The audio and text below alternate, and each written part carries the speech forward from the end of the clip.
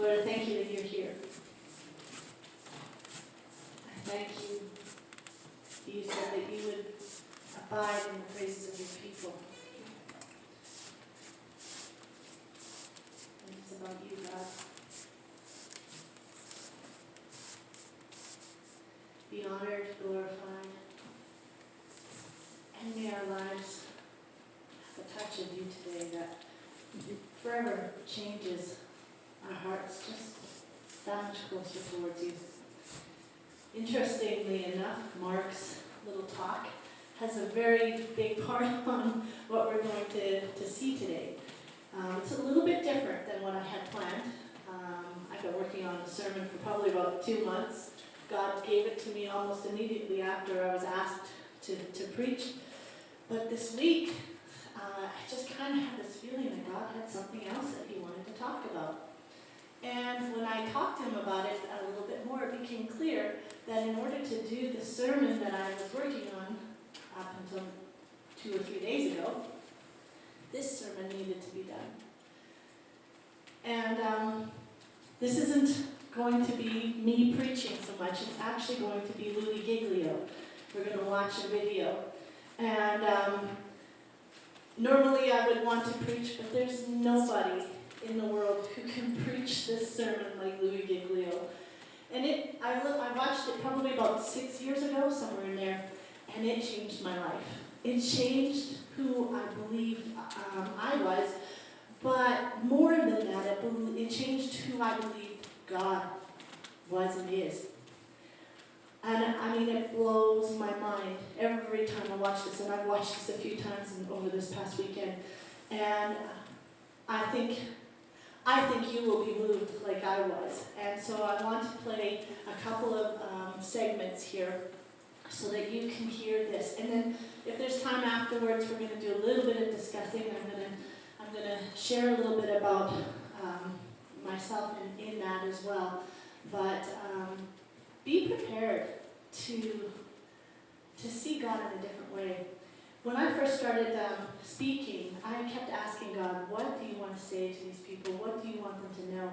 And he kept coming back to me saying, I want them to know me.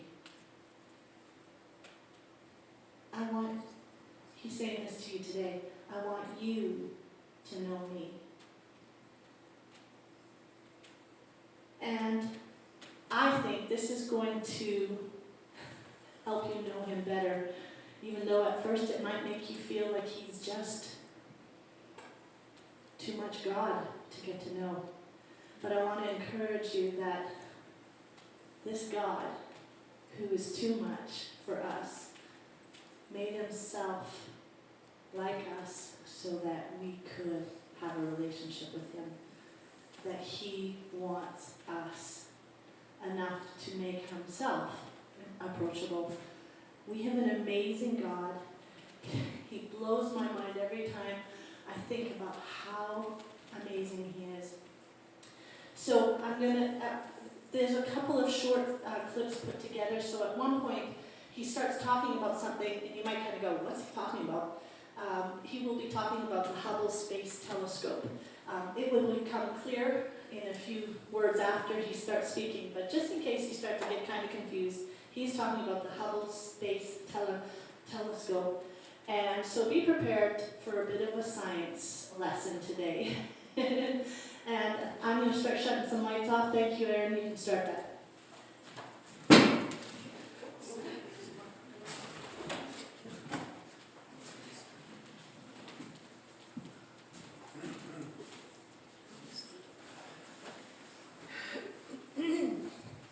We're calling it the How Great Is Our God Tour because we are here tonight worshiping a God that is far beyond anything we could ever dream of or imagine. We are here tonight to worship a huge, massive God of grace and glory. If there's anything that can happen tonight, our heart is that we will leave tonight with at least a couple of things having happened to us. One being that our view of God will be completely blown up all over again, and that the view that we have of God will be expanded in this place tonight. And that we will leave here with the confidence that he is able to hold on to us and hold us together no matter what circumstances come our way in this lifetime. But check this out. The Whirlpool Galaxy is 31 million light years away from where you're sitting right now.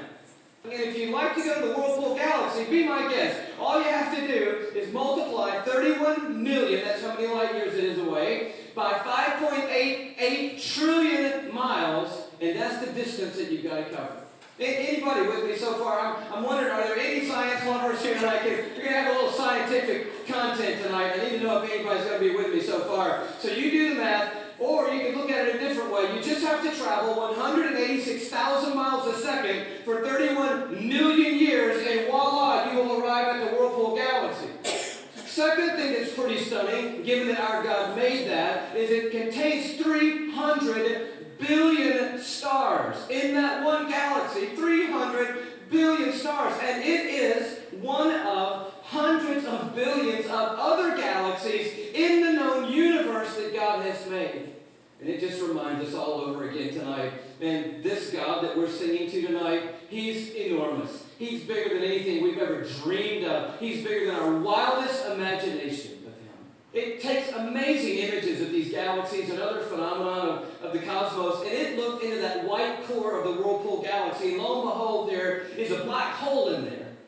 And we've never seen it before until Hubble could take an image of it. And I found this on NASA's site, hubblesite.org. This is what Hubble sent back to us from 31 million light years away from the black hole core of the Whirlpool Galaxy. They sent us back this image right here. And it's just crazy. It's crazy. It's the glory of God, the grandeur of God. It's the grace of God and the mercy of God everywhere we look. It's the imprint of God in all of creation, everywhere we turn. Yeah, we're going to do it by looking at 4 stars. Can you handle 4 stars tonight? The first one's easy because there's just one star in our solar system, and that star is called the Sun. Thank you very much. Yes, it's our own star. It's there's an image of it for you, by the way. It's a little more fierce than we often think. It's 10,000 degrees Fahrenheit on the surface, but what I want you to see about it is how big it is.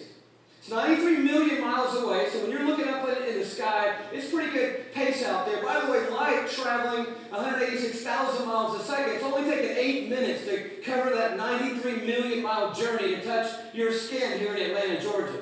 But what I want you to see is the size of it. It's like 1,000,000 times the size of the earth, and that matters to us tonight when you hear what the psalmist said. Listen to his words. By the word of the Lord, this is Psalm 33, the heavens were made. In other words, God didn't lift a finger when He made the universe. By the word of the Lord, the heavens were made. But He goes on to say, their starry hosts by the breath of His mouth. So we're looking at something so intense that we don't want to get any closer than 93 million miles away, which is what we are right now. And then we read that God just breathes out stars. It's crazy to think about it. 1,000,000 times the size of the earth. So here's a little perspective that sort of changed my life. If the earth were the size of a golf ball, okay, the sun would be 15 feet in diameter. Okay, that didn't seem to move anybody either, so let me try it a different way.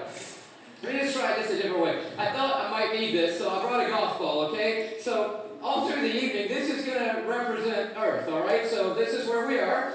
I need everybody in the building to look as closely as you can and find yourself, okay? When you've found yourself, I want you to nod your head so that I know you've located you on the earth, okay? You nod your head? Okay, you found yourself. If the earth were a golf ball, the sun would be 15 feet in diameter. That's not 15 feet in diameter. Can we blow that up just a hair, maybe give them 15 feet in diameter? So here's a little perspective for you, okay? Is this working for anybody? Here we are on the earth, and that's the sun.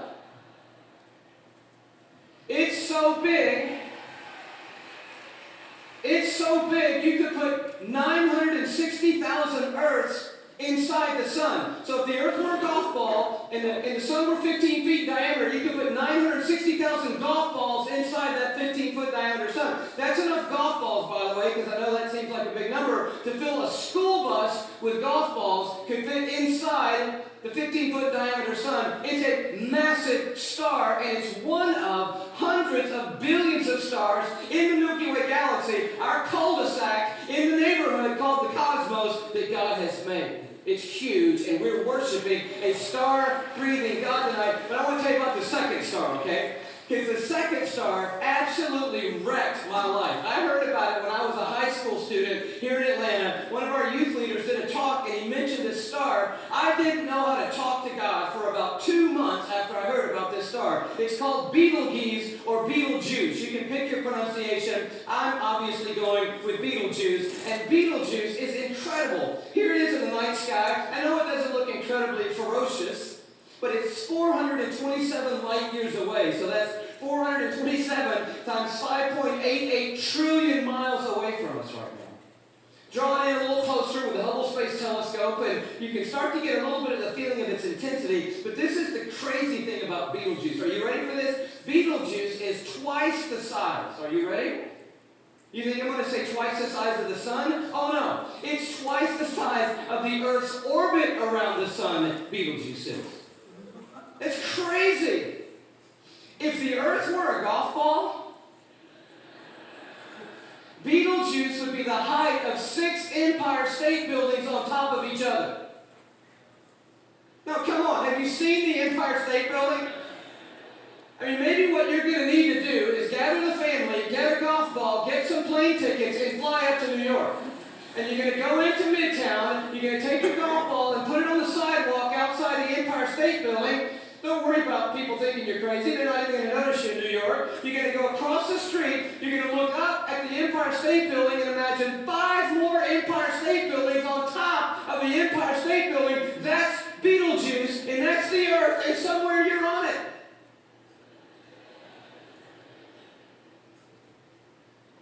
You could fit 262 trillion Earths inside Betelgeuse.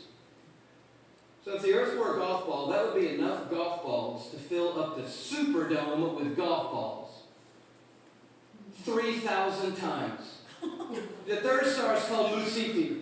Here it is in the night sky. It's that gold star to the top left. We have the big image of it. It's 3,000 light years away, but I just want you to see it in the span of all these little glittering stars so that you know that at times when you look up at night, it is not just twinkle, twinkle, little star, how I wonder what you are. I'm telling you what you are. What you are is intense and huge and massive and ferocious is what you are. And this one used to be called Herschel's Garnet Star. Check it out. If the Earth were a golf ball,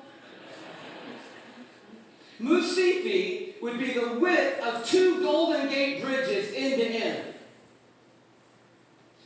Apparently you're going to need to go from New York to the West Coast.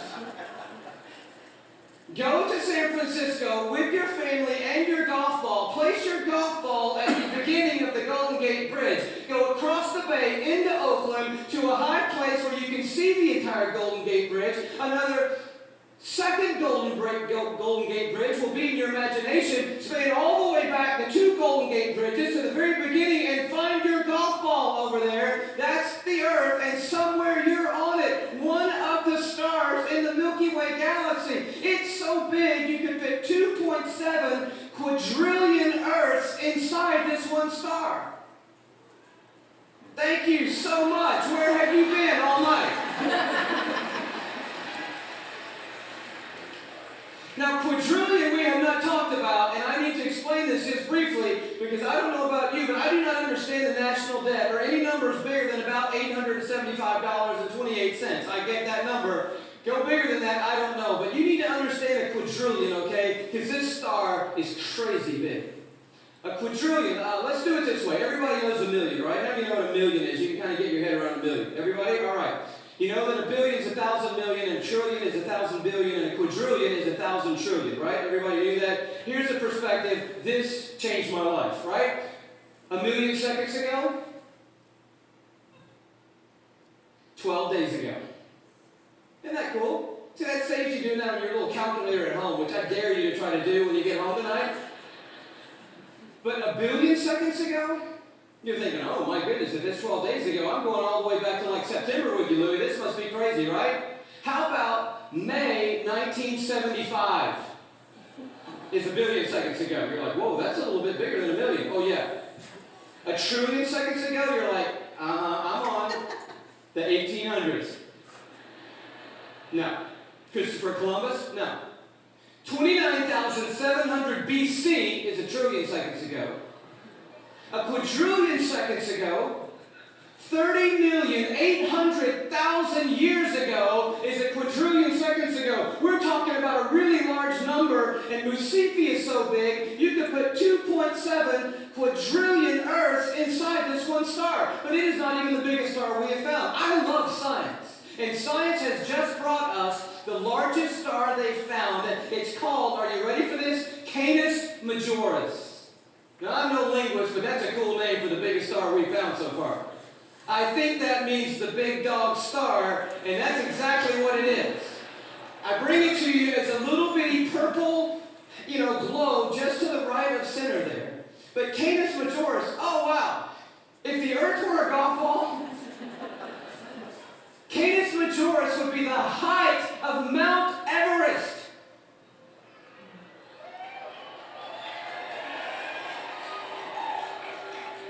Thank you. You just saved your family plane fare from California to Kathmandu, Nepal. Almost 6 miles above sea level, the highest point on the planet, and I just dare you to get up there and unzip the parka and pull out your golf ball.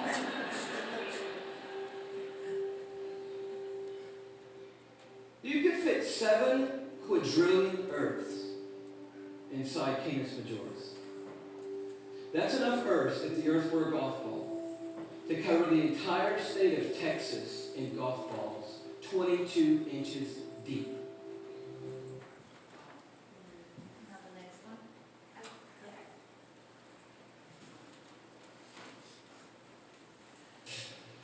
It's our home. That's you and me. No, I'm not trying to make you feel small. I'm trying to help you see that you are small.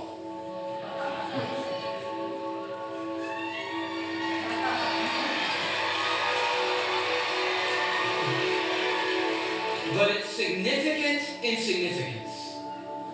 Because as tiny as we are known and prized by Majesty, who sent for us and loves us and knows us, even though we are teeny tiny little bitty people on a little bitty speck floating through the vast cosmos that He has made. Just like He could name every star as He called them into being and put them in their places, He could start in this building tonight all the way up in the top with you, right there, and He could call you by your name, and He could move to you and call you by your name, and you by your name, and the great Creator of all the heavens and the earth could move to this auditorium and call every single person in this building by name tonight. He knows us and is aware of us and loves us and has come to invite us into a relationship with Him that will never ever end.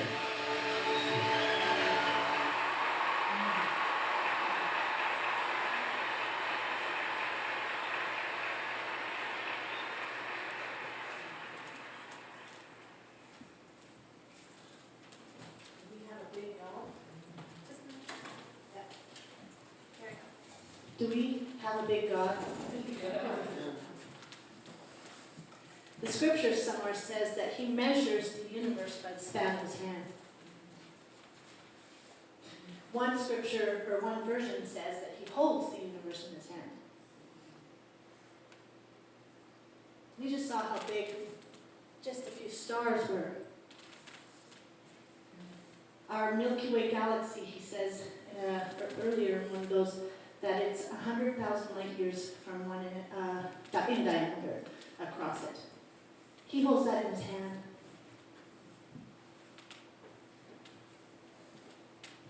How big is your God? How big is your view of your God? Is He too small to help you when you have illness? Is He going to let you go? If one of you is sick and you have financial pressures in your family, or in my case, where one of my children have decided that they don't want anything to do with me and has chosen to become a man instead of a woman, which is what she was born Is he too small to help me go through that? She just had her 25th birthday this last week, so it's really raw for me right at this moment. And I had to keep reminding myself that my God is so big that he's going to take me through that. He's going to hold me all the way through that. Is there anything that's too big in your life for your God? If it's true, then maybe you're not seeing the real God. Maybe you need to spend some time opening your mind to see who God really is. And he came for us. He came for us. Like he said, he knows your name. He came for us. He's big enough to make this crazy cosmos and just this little tiny little speck of earth, and that's the only place that we could actually live. We can breathe. He made an atmosphere here. It's close enough to the sun to sustain life, but not too close. I mean, how amazing is he? In the first one, he goes on to talk about how fearfully and wonderfully we were made, and that the most technologically advanced thing on the planet to this day, even above computers and all those things, is our eye. And God made that. At one point in the forming in your womb, he had to take from your brain's cells at the center, he had to say millions of neurons, had to go forth and find the other partner from the eye and match 1 million of these particles had to match and find their matches so that we could have sight. And he was able to design that. It's so intricate that, he can hold us together in the small places as well as the big places. The cross has done everything that we need. So my question today is, how big is your God? And how did that video and the science around it make you feel about your view of God? And I would like to discuss that for a little while. If anybody has something, I would love to give them the mic. And then Wendy, at some point, I do want you to read that scripture in Song of Songs. Okay. Mark? You know No, I'm something? gonna say I can take this around too. And that way you can stand up front. Just like that. Somewhere I've heard that, and I believe that if God was to remove his life force, there'd be nothing at all whatsoever. And that includes everything in the grains of sand. That's how I see God.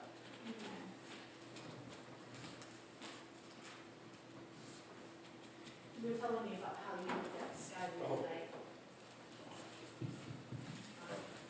So, the last couple of nights, my coworker and I had been out patching roads, and we were up top end of Midcaster the last 2 nights. But Friday night, sky was crystal clear up there, and you could see the Milky Way. It was stretched sort of right through there. And Orion was getting low on the horizon, and actually Betelgeuse, which was mentioned here, is dimming right now. It's a third brighter than it has been. It's a cycle that goes through every 427 days, and it dimmed in December, and it hasn't recovered this time. And they have no idea what's going on. But it will take 700 years for them to actually figure out. If it went nova, that was 700 years ago that it did it. Like, it's that far away for the light to even get to us. So I was standing there kind of looking up at this star and feeling a little insignificant. I mean, you can't do anything but. And like Rhonda's saying, that it's a good place to be. because you stop letting go of trying to do it yourself. And just start letting God.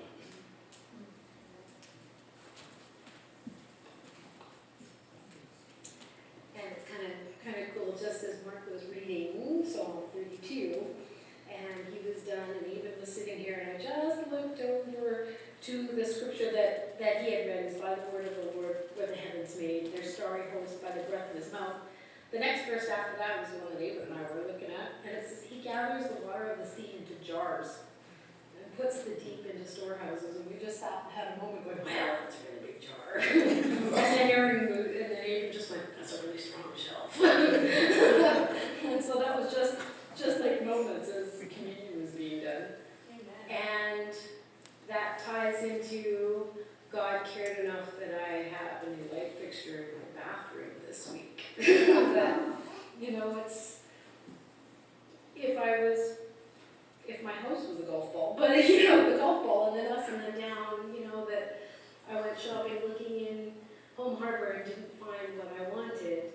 And then Darren and Rick go, I think we have something, and they brought it up, and it was exactly the one that I was looking for. And I was really hoping it was going to be less than $100.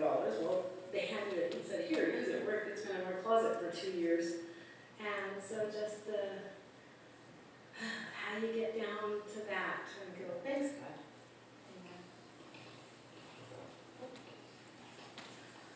I was reading a book yesterday. It was a fiction novel, but the four fundamental forces of nature: the weak nuclear force, the strong nuclear force, the electromagnetic force, and gravitational force. And which one do we, in our day-to-day lives, which one do we feel the most? If you fall, gravity, that's right. If you fall down, it kind of hurts, right? If you think gravity is pretty strong, it's actually the weakest of the four forces. Yeah. So think of it this way: what makes us fall down to the ground is the mass of the Earth. The Earth is pretty big, so the gravitational force of the Earth is what pulls us down to the ground. But if you take a magnet and hold it over a paperclip, that magnet will pull the paperclip up. So that little magnet has more force than the whole planet Earth. Right? Cool, yeah. Isn't that amazing? Now, so the electromagnetic force is the second weakest force. And then you get into the weak and the strong nuclear forces.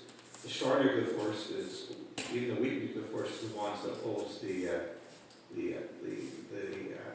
nucleus of the atoms together. Okay? And the force that does that, if you could well, we all know what a nuclear bomb does, right? A nuclear bomb is like splitting apart an atom, and what a big explosion that is. Just the forces that are holding our universe together, we don't realize. Yeah. So the stars are big, but the forces that just make everything work and hold together. In a little tiny atom, which is just so small that you